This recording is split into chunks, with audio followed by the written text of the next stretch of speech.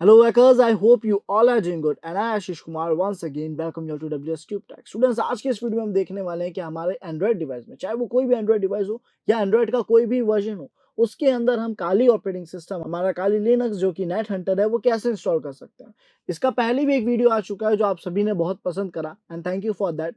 आप सभी ने वहां पे अपना प्यार दिखाया, बट यहाँ पे आप लोगों के एरर्स भी काफी अलग अलग तरीके के आ रहे थे, तो इस वीडियो में आपके हर तरीके के एरर्स को हम रिजॉल्व करने की कोशिश करेंगे।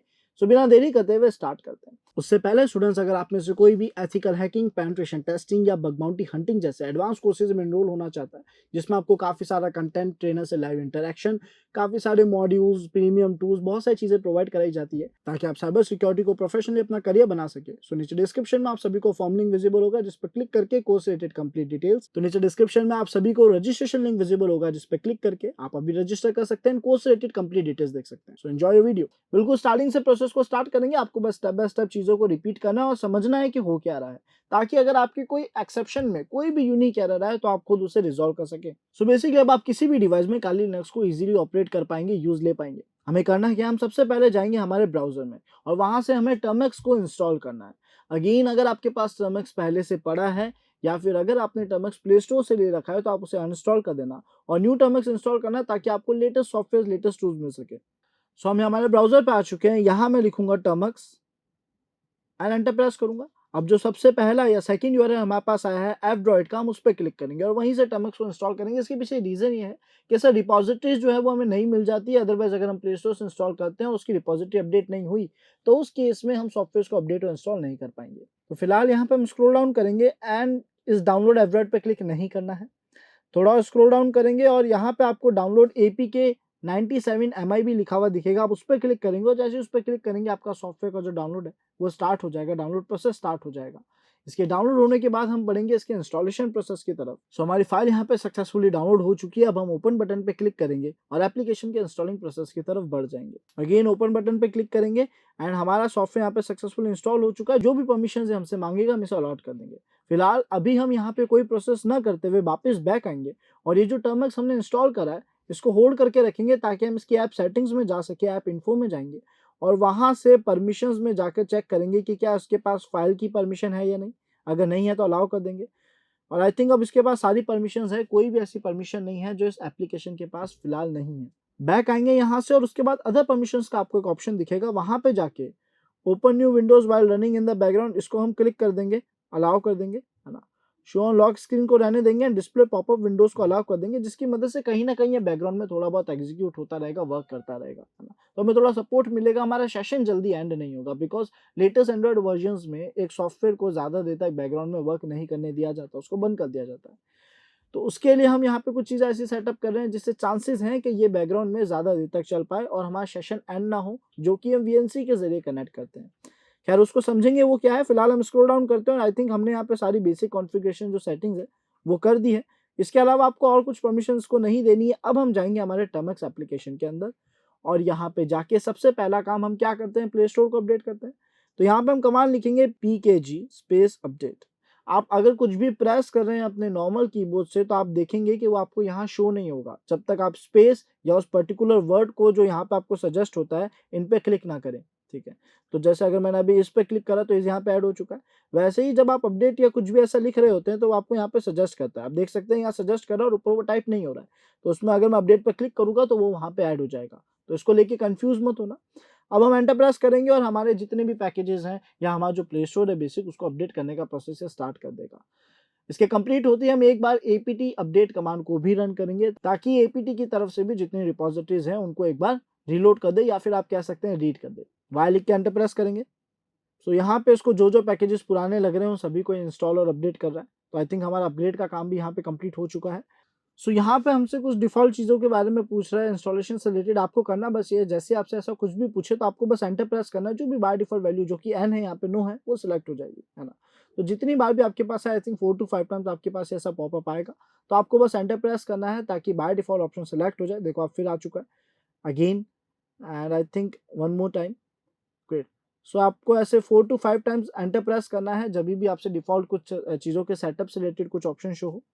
और यहाँ पे हमारा जो अपग्रेड प्रोसेस है या बेसिकली पैकेज को अपडेट करा था वो कंप्लीट हो चुका है। अब एक बार apt अपडेट कमांड को भी हम एग्जीक्यूट कर देते हैं ताकि ये भी अच्छे से वर्क करे। एंटर प्रेस करा, परफेक्ट। सो सारी रिपोजिटरीज एंड बेसिक टूल जो हमें चाहिए थे वो अपडेट हो चुके हैं। अब हम क्या करेंगे सर, अब हम नेट हंटर को इंस्टॉल करने की तरफ बढ़ेंगे, जिसके लिए हमें पहले चाहिए wget, एक पैकेज जो कि वेबगेट है बेसिकली, या जो हमारे काम आता है किसी भी एड्रेस को किसी भी फाइल को हमारे सिस्टम में डाउनलोड करने के लिए, वेब से किसी भी रिसोर्स से किसी फाइल को हमारे सिस्टम में डाउनलोड करने के लिए। तो फिलहाल हम यहाँ पे लिखेंगे apt install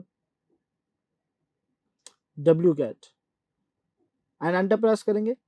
यस, वाई लिख के एंटर प्रेस कर देंगे। अब आप देख सकते हो जब मैंने वाई टाइप करा तो डायरेक्ट हमारे डिस्प्ले पे टर्मेक्स पे ये वाई नहीं टाइप हुआ था, तो हमें वाई पे क्लिक करना पड़ा। तो इस चीज़ का थोड़ा ध्यान रखना ताकि ऐसी कुछ खास कंफ्यूजन आप लोगों को ना क्रिएट हो। फिलहाल हमारा wget जो टूल है वो सक्सेसफुली इंस्टॉल हो चुका है। अब हम यहाँ पे कमांड लिखेंगे wget स्पेस हाइफन कैपिटल ओ। यहाँ पे हाइफन कैपिटल ओ लिखना, जीरो मत लिखना जैसे अभी हमने गलती से लिखा। एक सेकेंड, फिर से रीटाइप कर देते हैं इसे।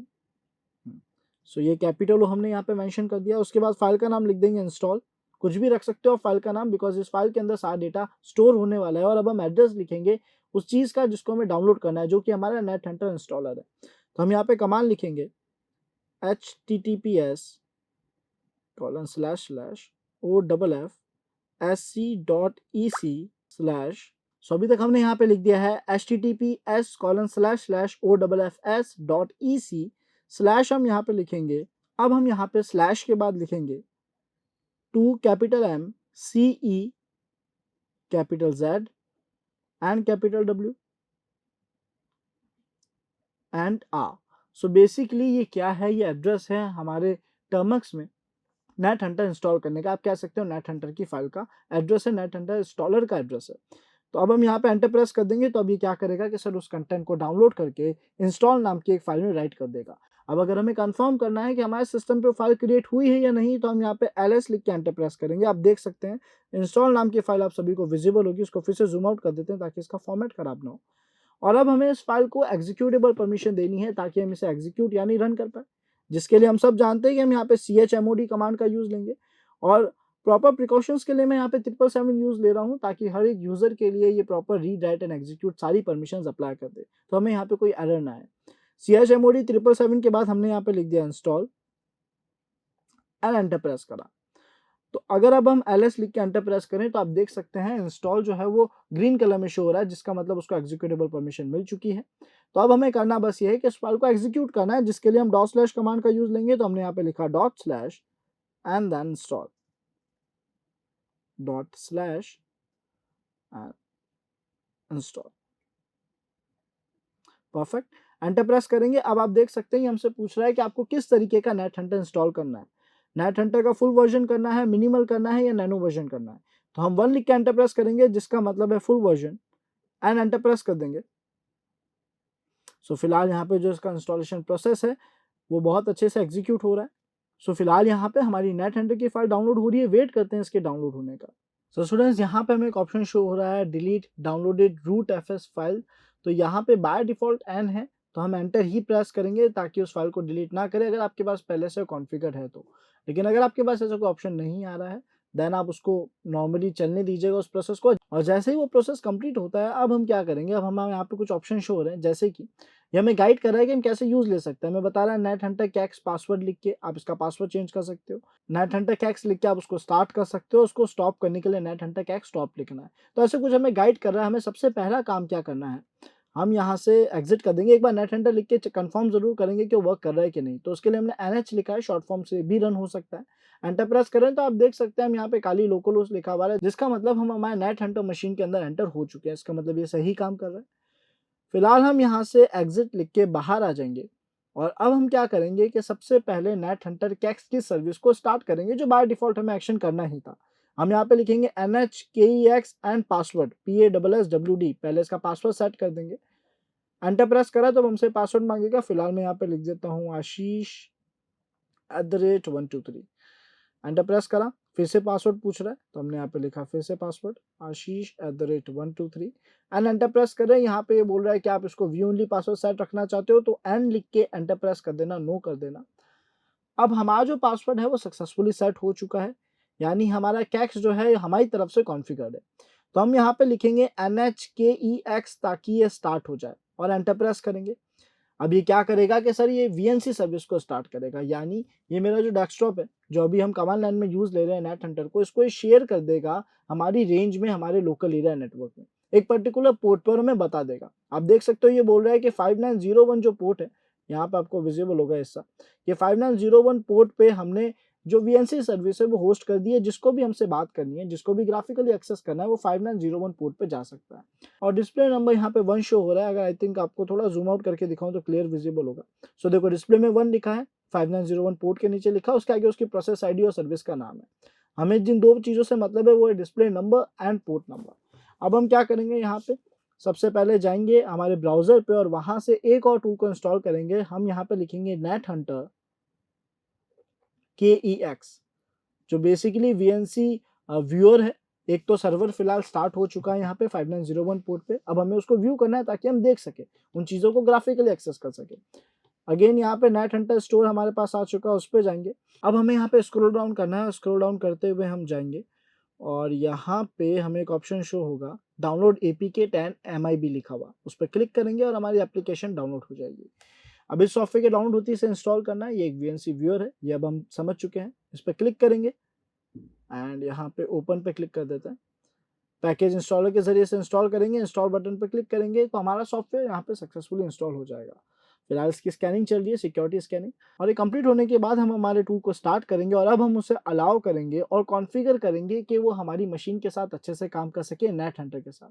हुआ ये स्टूडेंट्स कि हमने नेट हंटर का command line operating system install कर लिया। उसे ऑब्वियसली बात है टर्मिनल्स के अंदर हम ग्राफिकली नहीं चला सकते, तो हमने उसकी VNC सर्विस होस्ट कर दी जिसकी मदद से हम उसको ग्राफिकली एक्सेस कर पाएंगे।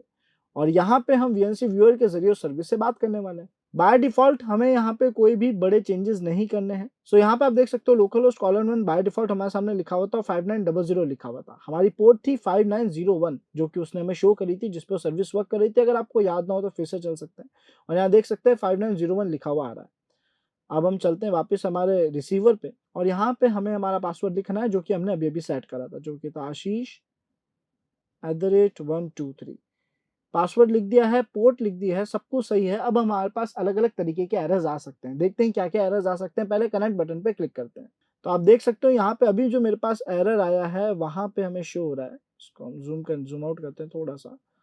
तो यहाँ पे हमारे पास क्या शो हो रहा है, fail to choose file descriptor for child process invalid argument. हमें यहाँ पे करना है कि अगर हमारे पास कुछ ऐसा एरर शो होता है तो पहले तो यहाँ 3 डॉट्स पे क्लिक करके हम डिस्कनेक्ट कर देंगे। ये जो एनवायरनमेंट शो हो रहा है ये हमारे एंड्रॉइड वर्जन और एनवायरनमेंट के मिसमैच होने की वजह से हो रहा है। यानी यहाँ पे क्या हो रहा है, अगर हमारे पास एंड्रॉइड 14 या 13 है और हमारे बाय डिफॉल्ट नेट हंटर में हमारे पास XFCE होता है एनवायरनमेंट, डेस्कटॉप एनवायरनमेंट, तो ये शायद साथ में सपोर्ट नहीं कर पा रहे, साथ में काम नहीं कर पा रहे, जिस वजह से हमें ये एरर शो हो रहा है। तो हमें यहाँ पे जो एरर शो हो रहा है, ये एरर बेसिकली क्या कह रहा है, ये हमें ये समझा रहा है कि सर शायद प्रोसेस का इशू है, चाइल्ड प्रोसेस का इशू है। असल में इसका सॉल्यूशन ये है कि हमें कोशिश करेंगे, अभी हम जो नेट हंटर चला रहे हैं वो बाहर से यूज़ ले रहे हैं। हम ये कोशिश करेंगे, हम जाएँगे हमारे टर्मिनल्स के अंदर, ठीक है? इस प्रोसेस को बंद करेंगे, कंट्रोल C के ज़रिए कोशिश करेंगे, अगर नहीं होता है तो कंट्रोल Z के ज़रिए करेंगे और ये प्रोसेस स्टॉप हो चुका है, बेसिकली बैकग्राउंड में चला जाता है बट फिर भी स्टॉप है। अब हम क्या करेंगे, हम जाएँगे नेट हंटर के अंदर, यानी हम लिखेंगे NH एंड एंटर प्रेस करेंगे और अब हम नेट हंटर के अंदर पहुँच चुके हैं। यहाँ पे sudo su के ज़रिए रूट परमिशन दे देंगे। बाय डिफॉल्ट इसका पासवर्ड काली होगा तो हमने काली लिख दिया है और हमें जल्द ही रूट परमिशंस मिल जाएगी। उसके बाद हम क्या करेंगे, सबसे पहले अपने सिस्टम की APT को कॉन्फ़िगर करेंगे, इंटरनेट एक्सेस करेंगे, देन हम आगे कुछ ऑपरेशंस को परफॉर्म करेंगे। तो यहाँ हमें रूट परमिशंस मिल चुकी है। हम यहाँ पे जाएंगे cd/etc एंड /apt फोल्डर में, बिकॉज हमें वहाँ पे पता है sources.list नाम की फाइल होती है जिसमें एक जो हमारा रिपोजिटरी है उस URL को हमें एक्टिवेट करना है। हमने एंटर प्रेस करा, ls करा, आप देख सकते हो यहाँ पे sources.list नाम की फाइल है। यहाँ पे हम लिखेंगे nano space sources.list, enter press करेंगे तो फाइल की एडिटिंग स्टार्ट हो चुकी है। आप देख सकते हो जो लास्ट लाइन है डैब एसआरसी वाली, उसके आगे हैश लिखा हुआ है। तो यहाँ पे एरो कीज के जरिए हम इस हैश को हटा देंगे, कंट्रोल S जिसका मतलब सेव है। यहाँ पे आप देख सकते हो रो 3 लाइन्स लिखा हुआ आ रहा है और उसके बाद कंट्रोल X लिख देंगे ताकि हम यहाँ से एग्जिट हो जाए। तो हमने अब जो बेसिक कॉन्फ़िगरेशंस होती है APT की वो तो सेट कर दी है sources.list के जरिए। पहला कमांड रन करेंगे APT update and enter press करेंगे। लेकिन यहाँ पे हम देख पा रहे हैं कि इग्नोर का हमें एरर शो हो रहा है, जिसका मतलब है ज़्यादातर चांसेस यही हैं कि इंटरनेट वर्क नहीं कर रहा है। इसको और कंफर्म करने के लिए हम क्या करेंगे, यहाँ पे लिखेंगे पिंग स्पेस google.com, और अगर यहाँ पे भी हमें कुछ ऐसा एरर शो होता है, जैसे कि आप देख सकते हो यहाँ पे नेम रिजोल्यूशन का दिक्कत आ रहा है, नेम रिजोल्यूशन का एरर आ रहा है, इसका मतलब ये है कि आपकी सर्विस, आपके सिस्टम में इंटरनेट वर्क नहीं कर पा रहा है। तो हम यहाँ पे एक छोटी सी और कॉन्फ़िगरेशन करेंगे। हम यहाँ लिखेंगे cd/etc, जिसमें हम है तो cd स्पेस डॉट डॉट लिख देते हैं, cd स्पेस डॉट डॉट। हमारी करंट लोकेशन क्या है आप देख सकते हैं, यहाँ पे pwd कमांड के जरिए हम etc फोल्डर के अंदर हैं। यहाँ पे हमें एक फाइल मिलेगी resolve.config नाम से, तो हमें लिखना है nano and then resolve tab button .config। File हमें मिल चुकी है। एंटर प्रेस करेंगे और जब आप इस फाइल में जाओगे तो आपको यहाँ पे नेम सर्वर के आगे एक आईपी एड्रेस लिखा हुआ दिखेगा, जहां हमें आईपी लिखना है 8.8.8.8, ताकि इसकी इंटरनेट सर्विसेज अच्छे से वर्क कर सके। एंड इसके अलावा जो आपको नीचे 2 लाइंस और दिख रही है, आपको करना यह है कि इनके आगे हैश ऐड कर देना है, यानी इन दोनों लाइंस को कमेंट कर देना है। तो यहाँ पे हमने इन दोनों लाइंस को कमेंट कर दिया, कंट्रोल एस से सेव करा एंड कंट्रोल एक्स के जरिए एग्जिट कर दिया। तो हमने दूसरी कॉन्फ़िगरेशन भी सक्सेसफुली सेट कर दी। अब देखते हैं हम पिंग कर पा रहे कि नहीं कर पा रहे गूगल को। तो हमने यहाँ पे फिर से लिखा पिंग google.com, एंटर प्रेस करा, वेट करते हैं, देखते हैं क्या आउटपुट आता है। सो आप देख सकते हैं यहाँ पे पिंग बिल्कुल सक्सेसफुली काम कर रहा है। कंट्रोल सी के जरिए इस प्रोसेस को हम रोक देंगे, है ना। अब क्योंकि प्रोसेस बिल्कुल सही काम कर रहा है, इंटरनेट चला पा रहे हैं, तो सबसे पहले apt अपडेट कमांड को रन कर देते हैं।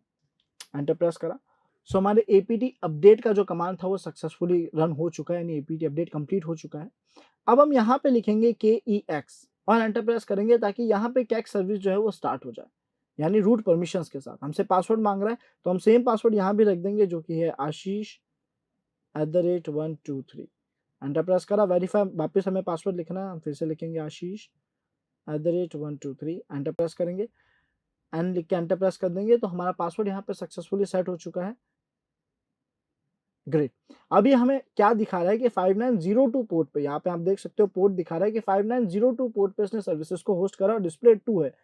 तो अब हम ये सेम चीज़ हमारे नेट हंटर में कॉन्फ़िगर करेंगे। एक और चीज़ कि अगर आप कभी, आपको अलग-अलग तरीके के एरर्स आ सकते हैं, तो अगर आप गलत पोर्ट लिख देते हो तो भी एरर आता है। जैसे मान लो मैंने लिख दिया यहाँ पे 5900, है ना, तो अब ये गलत पोर्ट है। तो जब मैं इसे कनेक्ट करने की कोशिश करूँगा तो हमारे पास एक एरर आएगा, एक्नॉलेजमेंट वाला एरर। ये आपको मैं यहाँ पे दिखाता हूँ, या आपको एरर कुछ ऐसा विजिबल होगा। अगर ऐसा एरर आता है, इसके 2 मतलब है कि या तो आपने जो पोर्ट लिखी है वहाँ पे सर्विस वर्क नहीं कर रही है, या फिर आपने गलत पोर्ट लिख दी है। इन शॉर्ट आप उस सर्विस से बात नहीं कर पा रहे हैं। तो आपको यहाँ पे ध्यान रखना है, फिलहाल हमारी पोर्ट है 5902। अभी हम लोकल होस्ट के आगे कॉलन 2 नहीं लिखेंगे, यानी ये मेंशन नहीं करेंगे कि डिस्प्ले 2 है।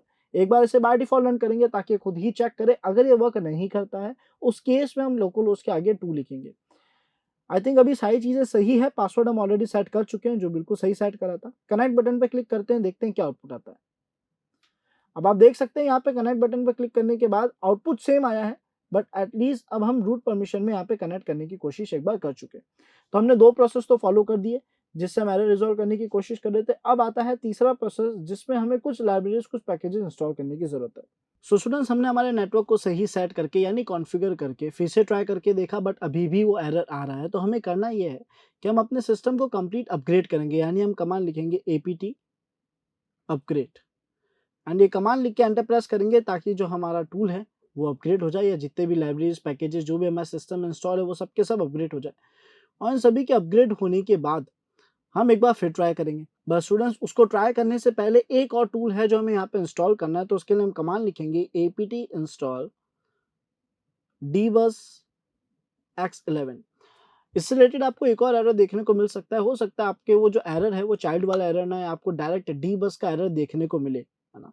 सो अगर आपको dbus का एरर देखने को मिलता है, उसका भी सॉल्यूशन बिल्कुल सेम है। आपको अपने टर्मिनल पे जाना है और कमांड लिखना है apt install dbus x11, and हम एंटर प्रेस करेंगे तो ये टूल इंस्टॉल हो जाएगा। फिलहाल मेरे पास ऑलरेडी इंस्टॉल्ड है, न्यूएस्ट वर्जन है, मैंने इसको अभी इंस्टॉल करा है।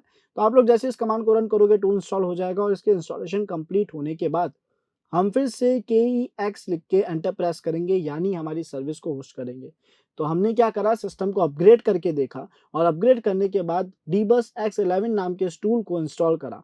एंटर प्रेस करते हैं ताकि kex रीस्टार्ट हो, और शायद इससे हमारा काम या एरर्स काफ़ी हद तक रिज़ॉल्व हो जाएगी। अभी तक स्टूडेंट्स हमें हमारे नेट हंटर कैक्स में एक एरर शो हो रहा था, उसके अलावा कुछ भी शो नहीं हो रहा था। फिलहाल 5902 पोर्ट पे होस्ट हो चुका है वीएनसी सर्विस, अब इसको ट्राई करके देखते हैं।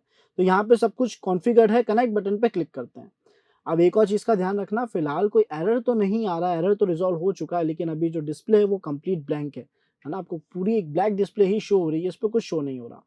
यहाँ पे एक और चीज़ रिकमेंड करूँगा, एक बार डिस्कनेक्ट करके फिर से कनेक्ट करने की कोशिश करना और आपको केवल एक कर्सर विज़िबल होगा, जिसका मतलब सब कुछ सही है।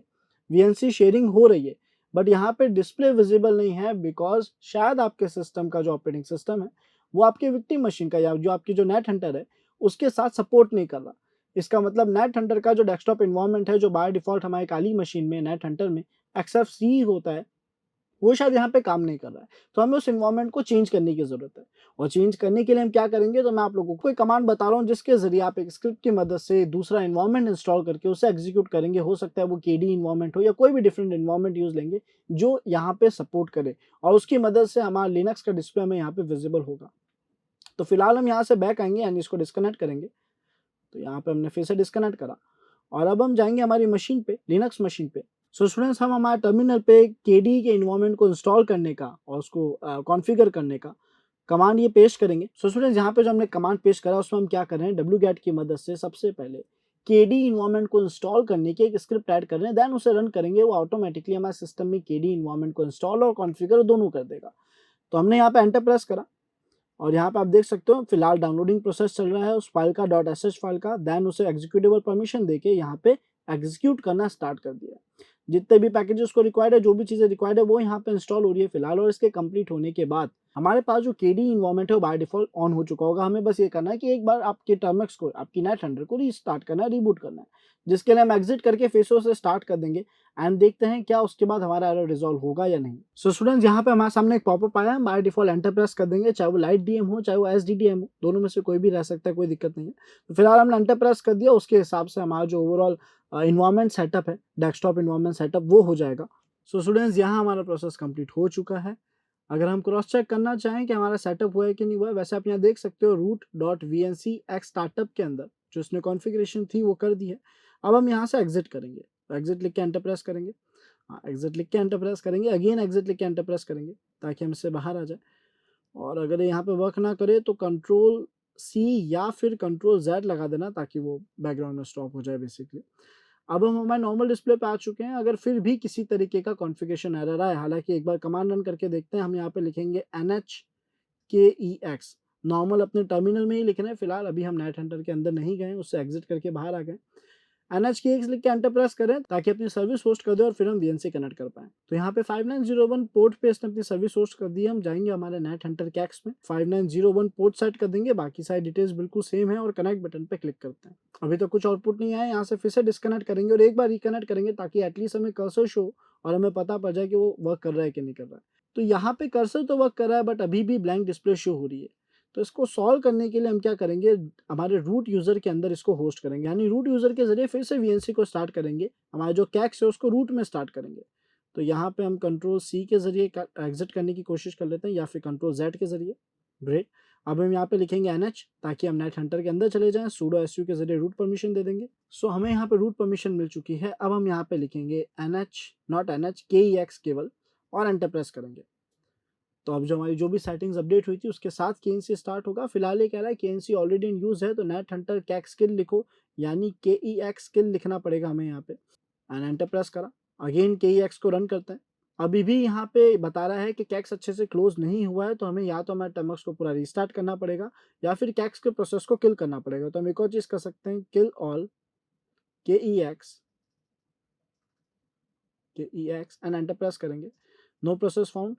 एक बार फिर से यहाँ पे लिख देते हैं केईएक्स स्टॉप। ग्रेट। अब फिर से केईएक्स को स्टार्ट करके देखते हैं।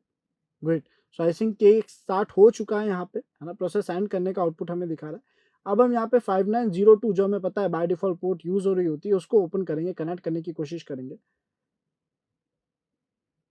सो स्टूडेंट्स, जैसे ही हमारे कमांड ने अपना काम कंप्लीट करा, हमने कैक्स को रन करके देखा, लेकिन हमारे पास उसके बाद भी एरर आया, यानी ब्लैंक डिस्प्ले ही आ रही थी। ऐसा इस वजह से क्योंकि हमारी जो स्क्रिप्ट थी वो हमारी जो वीएनसी की स्टार्टअप फाइल है वहाँ पे सही से सेटिंग्स चेंज नहीं कर पाई, तो वो हमें थोड़ा-सा मैन्युअली करना पड़ेगा।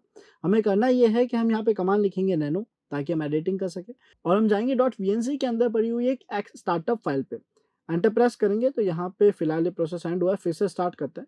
यानी हम यहाँ पे एनएच लिख के नेट हंटर में जाएँगे, एंटर प्रेस करेंगे, रूट परमिशन लेंगे sudo su के ज़रिए, एक बार फिर से लिख देंगे sudo su एंटर, एंड हमें यहाँ पे रूट परमिशंस मिल चुकी है। अब हम यहाँ पे जाएंगे डायरेक्टरी में नैनो के साथ .vnc स्लैश एक्स स्टार्टअप नाम की एक फाइल में, ठीक है।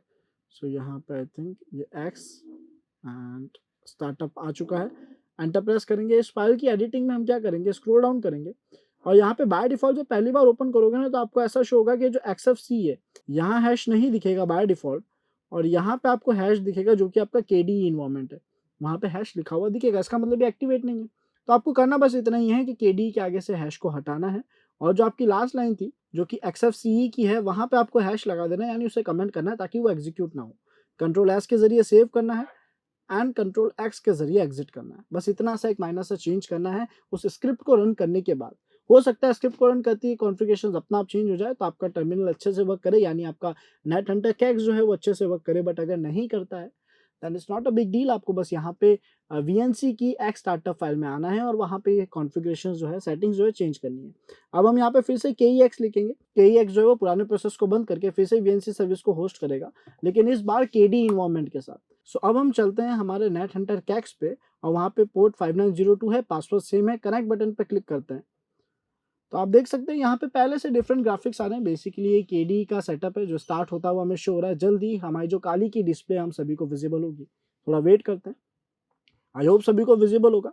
तो यहाँ पे ये रहा हमारा कर्सर और हमारा काली का जो कंप्लीट GUI है, ग्राफिकल इंटरफेस है, वो हमारे सामने आ चुका है।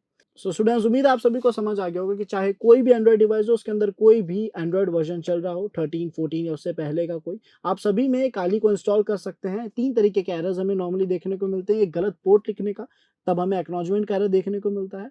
दूसरा, हमारे पास चाहे क्लास का एरर आए या डीबग का एरर आए, दोनों के लिए हम अपनी काली मशीन में इंटरनेट कॉन्फ़िगरेशंस करने के बाद उसे अपग्रेड करते हैं और dbus-x11 नाम के टूल को इंस्टॉल करते हैं, और उसके बाद हम फिर से बूट करने की कोशिश करते हैं और हमारे सामने आती है ब्लैक डिस्प्ले, यानी कंप्लीट ब्लैंक डिस्प्ले आएगी। इसका मतलब जो हमारा डेस्कटॉप इन्वायरमेंट है वो अच्छे से काम नहीं कर पा रहा है। तो उस केस में हम क्या करते हैं सर, हम XFCE से स्विच कर देते हैं KDE में, जिसके लिए स्क्रिप्ट मैंने आप सभी को बताई, उसे रन करते हैं, और अगर उससे बाय डिफॉल्ट वर्क ना हो तो थोड़े से मैनुअल चेंजेस करते हैं VNC की एक स्टार्टअप फाइल में जाके। आई होप स्टूडेंट्स आप सभी को आज का वीडियो पसंद आया होगा। मिलते हैं नेक्स्ट वीडियो में। Thanks for watching this video.